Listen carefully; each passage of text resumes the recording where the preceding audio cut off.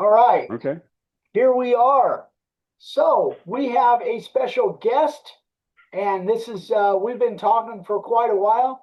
Chris, why don't you introduce yourself and give us kind of I don't know, a 60-second synopsis of who you are and what you do. All right. All right. Well, my name is Chris Harvey. I am the owner and president of Harvey Woodworks LLC. Started up actually in officially February 11th, 2025. So it's been in existence for almost a year now. Yeah. Kind of started dabbling with woodworking probably a year before that, 9, 10 months before that. Kind of all started when I had a toy shed built to store boats, and I always wanted to have a little workshop. So I made sure I set aside an area that, half the time you spend, unpacking your stuff to cut something to put it away and then whatever. So this way I was able to just set stuff up. So I spent about 6, 7 months just kind of putting together my wood shop, not knowing exactly what I wanted to do. And kind of how I got started with carving is, well, trying to get some organizers from somebody on Facebook Marketplace. I stopped by and they asked me if I was interested in a router and a Rockler router table. That was the lady's father's, and she gave me a really nice deal on it. I had never used a router before in my life, so I thought this would be kind of neat. There's lots of stuff you can do with them. So I picked up a router, and then I got online and I said, how do I make these signs? And lo and behold, I stumbled upon makeawoodsign.com and proceeded to watch a bazillion of your videos. I know I reached out a bunch of times. I tried with my own bits. I tried with bits that I got locally.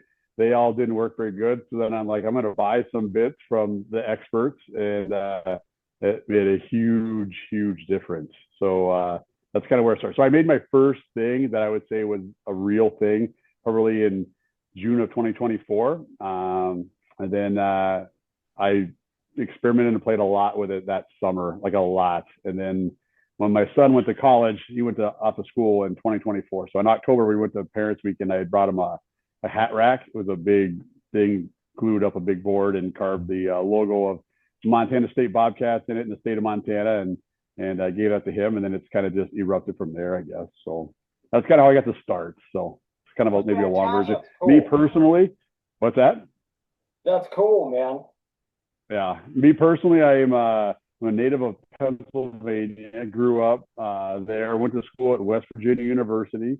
I'm an engineer by degree, and I moved out to Minnesota in '98, January '98, for work, and I've been here all but 6 months of that. I spent a small trip or assignment down in Decatur, Alabama. Other than that, I've been pretty much in Minnesota for over half my life now. So I think I'm a native Minnesotan. I think you would not native, but I can call myself a Minnesotan now. Yeah. So now you're not where you are right now sitting. You're at your cabin out in the woods, or is this? Yep. So everybody in Minnesota has a cabin. Yep. So everybody in Minnesota has a cabin. Just about. That's just what they do. You go up north on the weekend. And I shouldn't say everybody, but a lot of people want to have a cabin, or they try to go north on weekends. So there's a lot of lakes, 10,000 lakes in Minnesota, so lots of opportunities. So yep, I have a cabin up north, and that's where we built the pole barn. I used to pay to store boats, and we actually had a storm that came through. I never wanted to cut my trees down because I got, it's a deep lot but narrow. And I never wanted to cut any trees down. And we had a huge storm kind of came through here and literally wiped out a whole section of trees. And I'm like, it's going to look terrible, clear cut. It's going to be gone anyway. I might as well just build a building now. So that's why I built the building, to start storing my own stuff. So Gotcha. the kind of the wall behind me is what you can see. That's when I brought in heat because the first winter, I guess I tried to do woodworking. Pretty much had to stop because you can't glue up any wood once it gets below 60, and that pretty much is a guarantee in November through March or April. Sometimes June. No. So it's a long time to not do stuff. So I actually this summer, fall, got gas line brought in, got a heater installed, and then this is a makeshift wall made of concrete blankets, just triple lined or triple thick concrete blankets because I didn't want to build a permanent wall yet. So I wasn't sure what I wanted to do. So it's a temporary wall, and it's actually working great. I may not build a permanent wall. I might just leave this up for a period of time to make sure I really know what I want. Yeah, yeah, it Nice. probably is insulated enough. It keeps that heat in. Yeah, and I put a vapor barrier, like I guess it's got vapor barrier, just a sheet of plastic so that air can't get really through it at all. Yeah. I mean, it's not perfect, but I keep it at 60 degrees. I turn it down to 50 when I'm not here, 48, and it takes about 10 minutes to heat up to 60 degrees. And I'm out here in t-shirts or long sleeve shirts, and it's not a big deal. And it's cost me about $1 a day, $1.50 a day to keep it heated in the wintertime. Yeah. I'll take that. Wow. Yeah. Absolutely. Yeah. And it's pretty cold outside right now. Yeah, it's in the 20s. Yeah, we got to heat up. We hit 37, 38 on yesterday. It was phenomenal yesterday. When it goes from -20 to 30, that's when people start taking the roofs off their convertibles and stuff, because it feels like 73 or whatever it is down here in Arizona right now. 50-degree swing feels pretty darn good for us. Yeah. So tell me what that stuff is behind you. Yeah, so kind of when I got started, kind of the first things I started to do, like I said, I was making college things. So my son was a senior, so started dabbling with just making, I don't know if you can see that, like different college logos, giving them away for kids' graduation presents. Iowa Hawkeyes. Yeah. I've sold some. Yep. So that's the Iowa Hawkeyes. We don't know. I've made obviously the Minnesota Gophers, the Wisconsin Badgers, Montana State. I made my son. I've sent you guys pictures, but I made my son a 2-foot by 4-foot butcher block table, carved the Iowa State logo in it. That's gonna be my younger son's desk for while he's still at home, and then next year or 2 years from now, probably when he moves off campus at school, he'll use it as a table or a desk, whatever he wants. But that kind of grew and turned into making cabin signs. I'm in the middle of cabin country, so I make a lot of cabin signs. I have 5 kind of standard ones that I will take to a show, and I have like done up versions, and then I always bring in 3 to 5 blanks, basically everything carved, painted except for the name, and there's no finish on it. So people can actually pick out what blank they want, and then usually I can turn it around depending on how many or how busy I get. I can turn them around in a week or two. It's funny. One of the side story with this, the biggest thing I would hear at the shows was, I don't have a way to hang it. I don't have a way to hang it. And so I came up with a simple design with tube steel, thin wall, not thin wall, it's thinner, not 500, super thick stuff. I don't know what it is, maybe an 1/8 inch thick tube steel, 2-inch, and then I have, so it's a post, and then I got an arm that comes off of it, and then it on the bottom, welded on a little square, so you can put like those. You can buy them at like Menards or Home Depot for pounding a 4x4 post. You pound them into the ground, and you put a 4x4 post in them. Yeah. And then you basically put them up here. Mostly it's sand, so they're not going to heave because there's not much moisture in that first 3 feet. So, and I just hired one of my son's friends does a ton of welding, and so I hired a high school kid. I gave him the simple design. He cut it all up, and he was welding them up for me. So it's nice. Turned out when I go to shows now, about half the signs I sell, a third of the signs I sell now, are the people that also buy a stand to go with it. So he welds them all up, and then I paint them, and then whatever, prime them and paint them, and so they're just black. And then they have a way to hang them. They're super easy to put in the ground. I tested it out with a couple of cabin neighbors. I made them signs, and we put them in the ground. And like, it took 10 minutes to install. Oh wow, so that's awesome. It's so super nice. So they just come with those little spikes, they're about 3 feet long, with a 4x4 posting at the top. Yeah. Wow. And if it goes wonky because of the ground, you just shake it, you pull it up, you pound it back in another spot. I mean, it's so it's super easy. But great. But just another way to just try to create sales. But so let me ask you. So I did that. And when you go to shows, how do you price your signs? Because that's one thing. How do I price them? Questions. Yeah, we get a lot of questions about that. We have how we do it, but I'm curious how you figured out how to price your signs. Well, I probably could price them higher. I kind of look at what people are selling stuff for on Etsy, and a lot of times those aren't. I mean, honestly, I'm going to make money on some of the stuff because, I'm just going to be honest. Like some of my cabin signs, all of my cabin signs are made out of, it's 2-inch cedar, and if you can see the strips, I don't know if you can tell. Like I literally will rip it into strips, and then I turn it sideways, and then they get laminated together because I don't have a jointer. So the flattest edge of the board is the top and the bottom. So these are like almost like a butcher block style, and they stay way flat that way. I glue these things up, but I bought 300 feet of used 2-inch cedar decking for not very much. So from a cost of the woods perspective, it's pretty much just my time and some paint. So I'm not doing too bad. So I kind of just sell them based on what they sell for at Etsy. And so I'm making maybe $25 an hour is kind of what I end up paying myself, $30 an hour.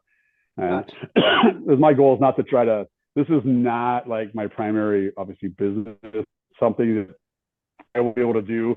No one buys my stuff. I can't make more stuff to sell. And so if I want to be busy making stuff, I've got a price in which I can move some of the stuff. And then the goal is to try to, I need to get my shop updated as far. I mean, I use a construction table saw. The fanciest piece of equipment that I own is a DeWalt 735 planer that I bought because I needed to be able to flatten stuff. When I get into making my tables, which I'll pull one out here later, when I get them all glued up, I got to take them to a guy that runs them through a sander because I don't have a good way to flatten them that wide. Yeah. So my goal is I need to get a jointer. I don't have a dust collector. I need to get a jointer, a dust collector, and my next thing after that would be kind of a wider, like maybe a open-ended sander. Those are the three big things that I kind of need to do to feel like I'm self-sufficient. But as I've kind of promised, and with my wife, the business has to be self-sufficient. It's got to make and support itself. So there's been obviously some capital upgrades that were incurred by putting in heat and stuff like that. Yeah. And so the first year is a loss, and the second year hopefully isn't a loss, but the first year it's just going to be a loss just because those are big expenses to have to incur. Yeah. That makes sense. So I don't really have in some of my tables and stuff, I look like I have to buy some of the wood, like I was obviously not free. So I looked at the wood cost, and I basically charge the wood cost, and I add about $35 an hour in for my pricing. So that's kind of how you do it. I mean, the cup holders let me get this down. So this is a pontoon table. I don't know if you can, I can't tell. I can only see myself a little window. So these pontoon tables. So you put these on both. I carve the lake in it. So this is the chain of lakes that I'm located on, the Whitefish chain in northern Minnesota. There's lots of lakes here. Some lakes look super intricate and cool. Some are just big circles. But I pretty much I can do just about any lake, or I do just about any lake with these. And people a lot of times think that they're done with a laser or CNC, and when I tell them I do it by hand, they tell me I'm crazy.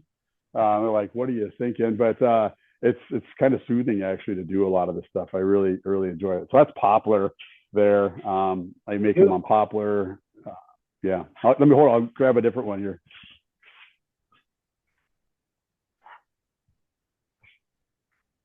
The more of the modern boats these days have darker. So I did a black walnut. This is a black walnut version. So I do black, typically black walnuts, poplar, basswood is actually a very common one as well that people really like.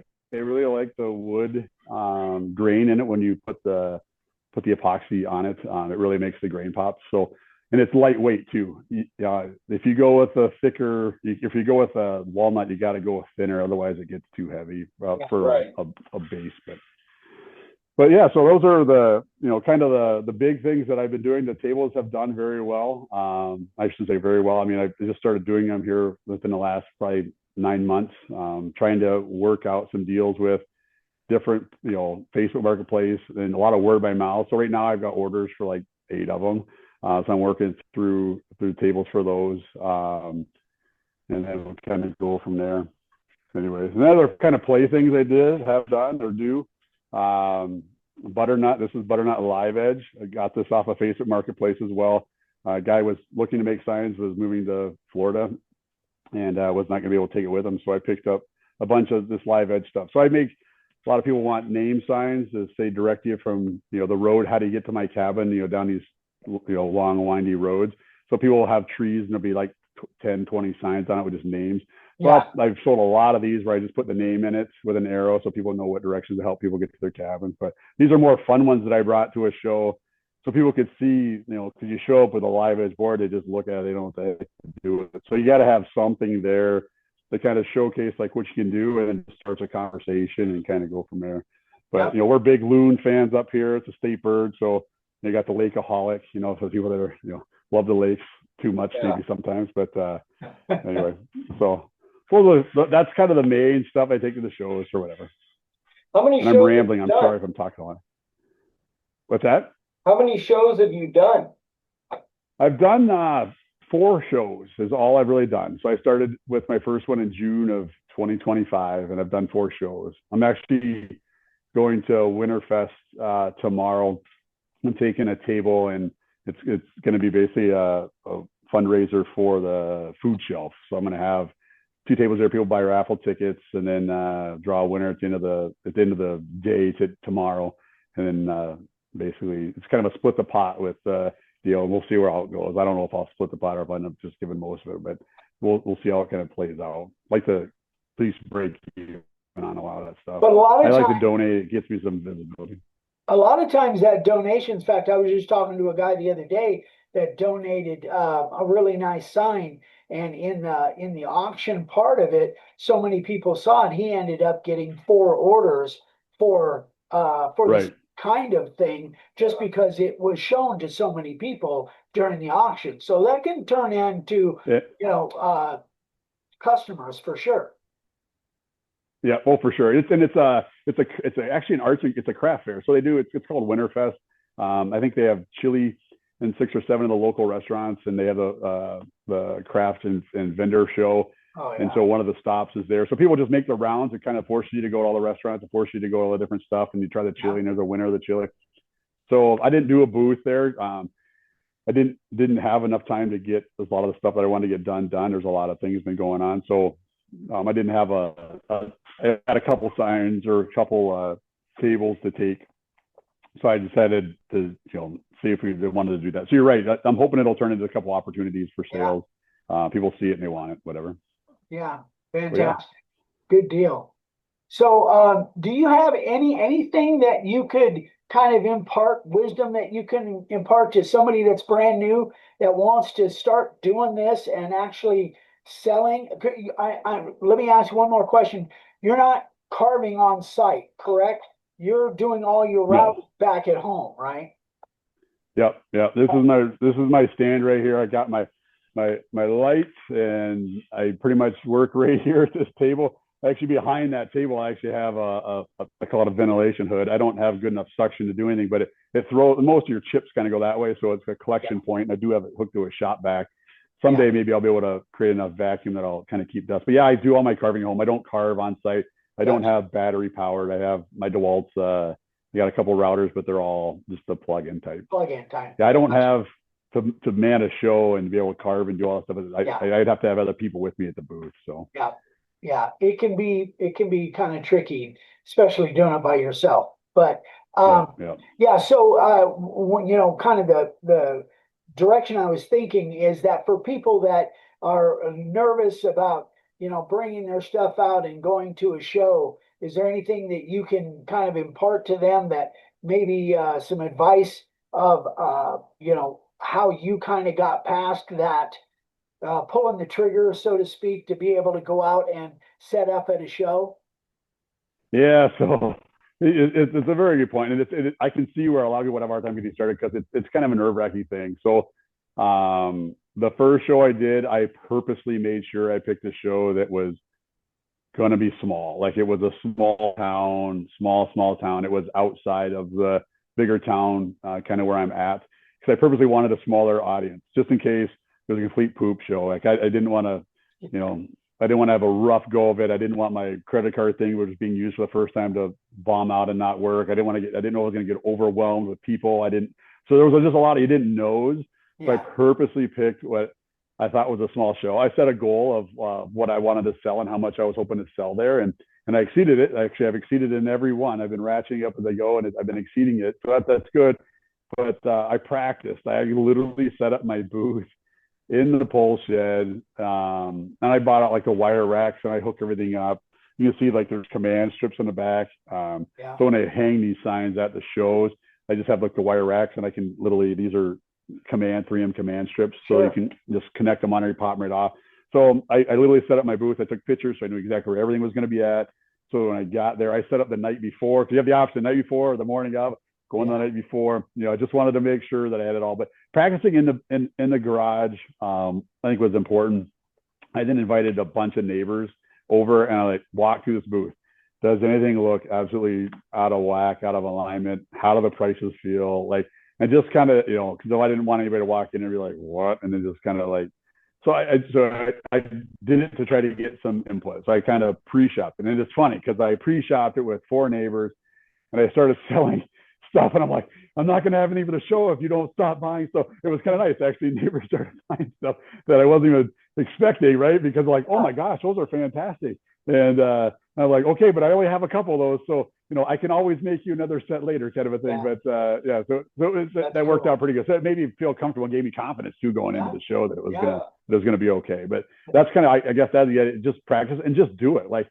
It's nerve-wracking, but you just gotta do it. You just gotta, and if it sucks, it sucks. You tried it, if it I wasn't sure how it was gonna go. I did another fleet move, my worst ones actually. I shouldn't say I exceeded my target every one. There was one show I don't even count that one because there was a huge storm the night before, and ended up it was decent weather for being there, but because of the storm and nobody came out. So I sat there all day, and maybe 100 people came through the whole entire day, and so it's just brutal.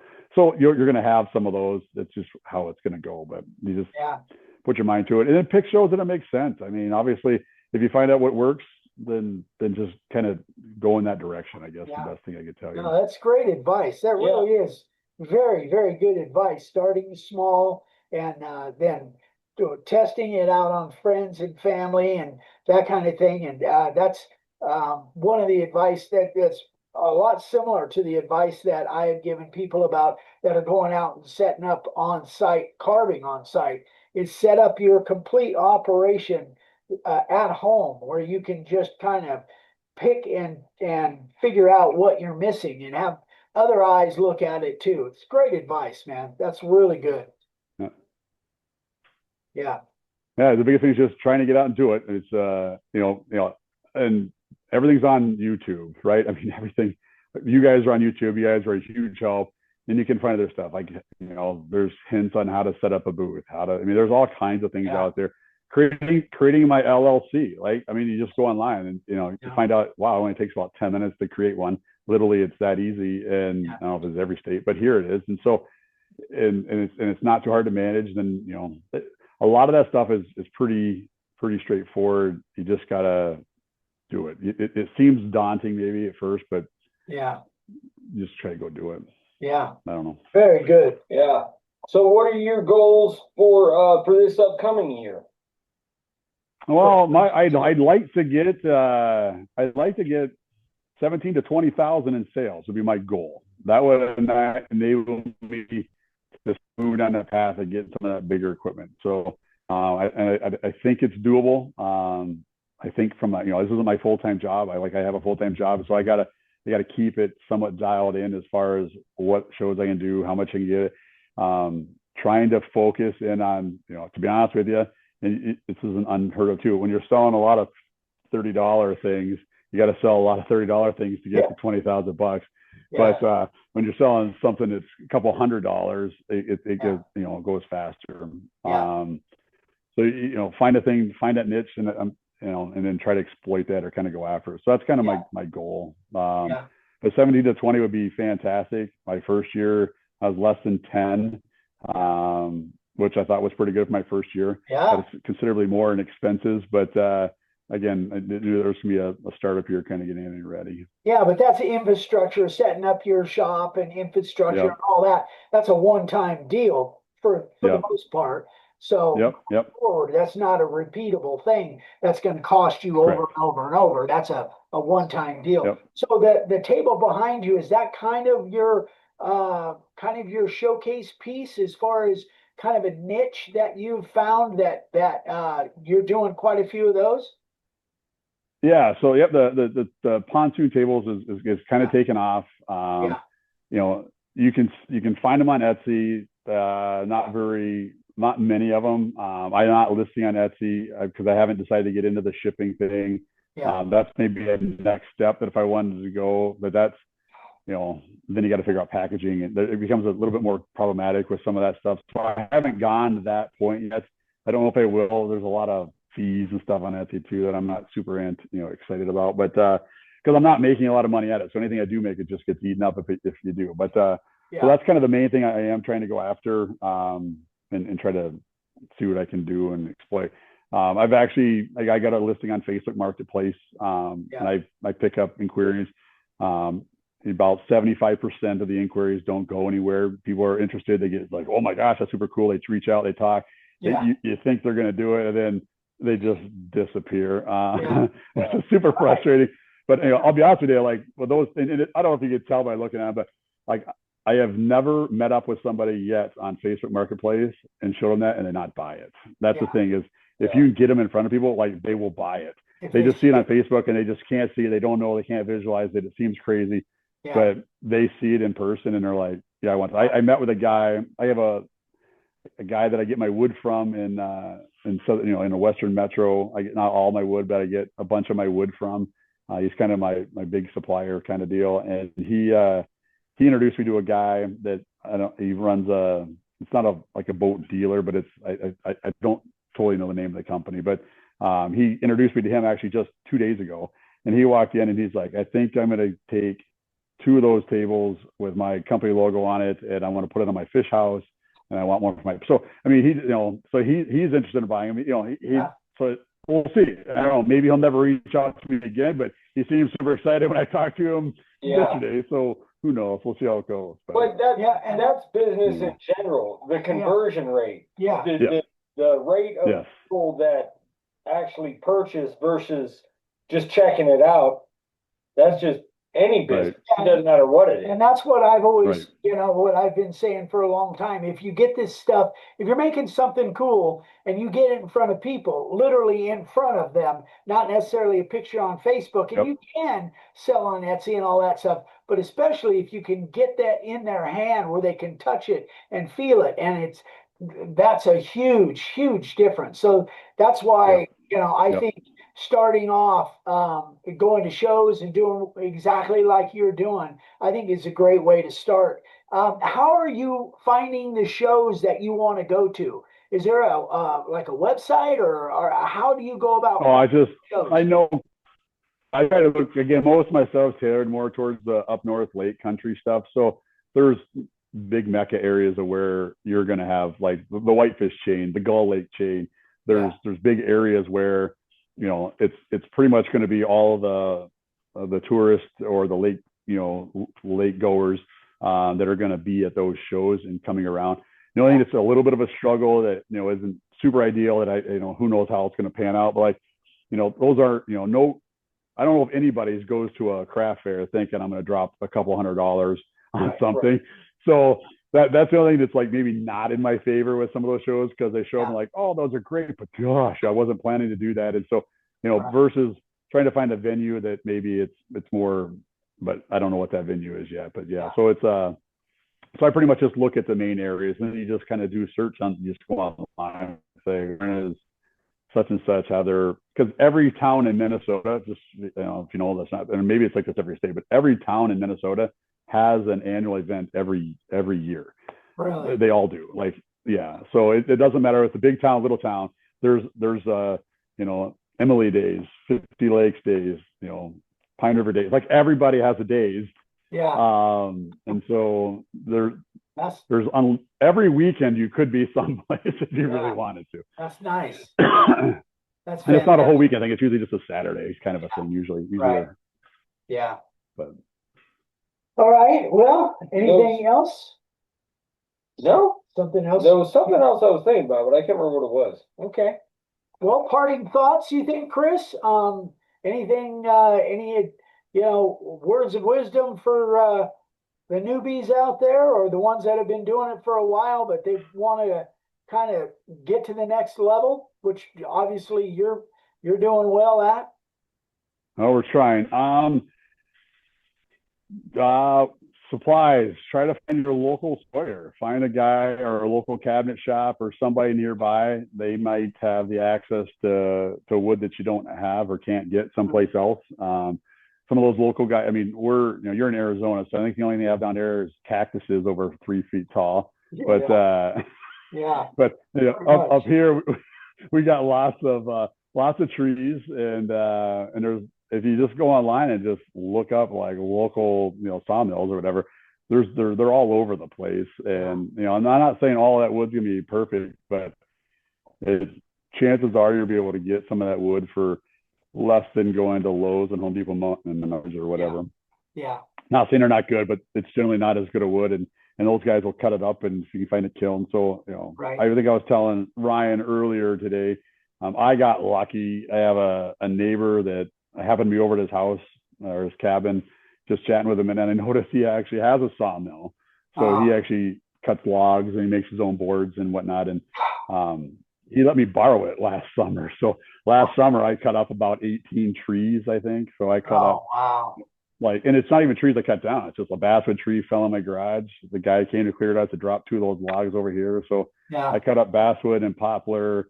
I bought some cherry trees from a guy online, for $25 a tree. So, it's a lot of labor to do the work because it's not a fancy saw by any means. So it's a lot of labor, but in the end, if it's just your time versus, dollars flowing out of your pocket, the cost is a bit representative. And then you just got to find somebody that can kiln dry it, which has been not the easiest, but I have found a guy, a small company that will, throw stuff in a kiln for me, and it's months. So it's a long process to get there. So I buy wood, and then I have truckloads of wood that I can pick up every once in a while. I just got my second load actually yesterday and dropped off a load. So I basically every 3 months I pick up a load and drop off some of the stuff because I only have so much space to store it. So now I've got, actually before this call I was unloading the truck. So I white ash. I don't know if you heard of that. I've never carved it. But our neighborhood, have you ever carved it? Is it good stuff to carve? I think I have carved it. It's kind of hard, but I don't recall that it was real problematic. I think carves pretty well. Okay. Isn't ash? Did we get some from Woodworker Source down in Phoenix?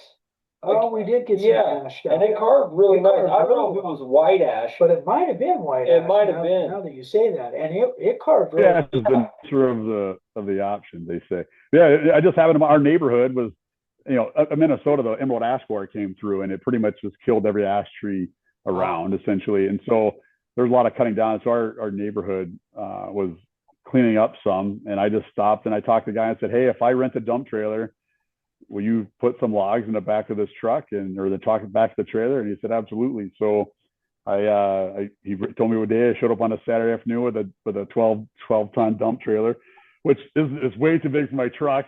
But I told him that we can't fill it. We can only put so much in it. But so we loaded it up with some, the base of that tree. We actually had to go 10 feet up on that tree before I could start to collect it because it had to be 36 inches in diameter. Wow. Or smaller to fit on the mill that I have. So we had to go up 10 feet before we could even take it. So he loaded the truck up with a bunch of that, and I cut it all up, and it had been dead for a while. So I'm excited. I just unloaded it, and I have to glue it up and see how it goes. Oh man, that sounds awesome. That sounds so much fun. That is one opportunity we do not have down here. Just don't kind of have. Yeah, no. Yeah. And up here, there's trees falling down all over the place. So it's again, to go out, I'm never going to go out and buy one of those sawmills. I mean, it's just not going to do that. Those super, but anyway, it's you never look at trees the same way once you've actually cut one in from a log into boards. Every time you're like, whoa, that's a nice tree. I could do a lot with that. Yeah. No, I get you. That's the way my wife was when my wife started getting woodworking.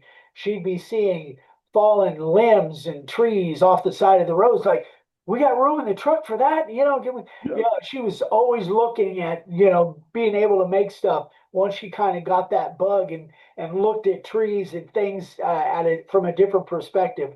I was having to hold her back if she would have loaded the back of the car with it. Yeah, it was crazy. That's funny. Anyway, Chris, man, it's been a pleasure. It's I know we've talked email back and forth quite a bit. And I'm super impressed with your work and what you're doing, man. You're a poster boy for what we talk about on a regular basis. So I appreciate everything you guys did. I mean, because it literally would never have gotten started if I hadn't ran into your YouTube channel and you and your dad. Lots of his videos. I appreciate the bit sharpening. It's everything. You guys make it easy. So brothers out there really trying to get into it, it's just practice and watching you guys' videos makes a huge difference. So I appreciate everything you guys did for me. We appreciate you, Thank man. you very Thank much. you so much and thank you for your time and setting this up. And I think there's a lot of people that watch us that will get a lot of value out of this. I really do. So I so appreciate it, man. Thank you so much. Yep. No problem. Thank you. All right, brother. Have a good rest of your weekend. Okay, you too, man. We're going live in about 50 minutes on YouTube. We gotta get that ready. Doing our Friday night. All right, I'll let you go. All right, buddy. Hey, thanks again, Chris. Thanks, man. Appreciate it. Talk to you soon. Thank you. Okay. Bye now.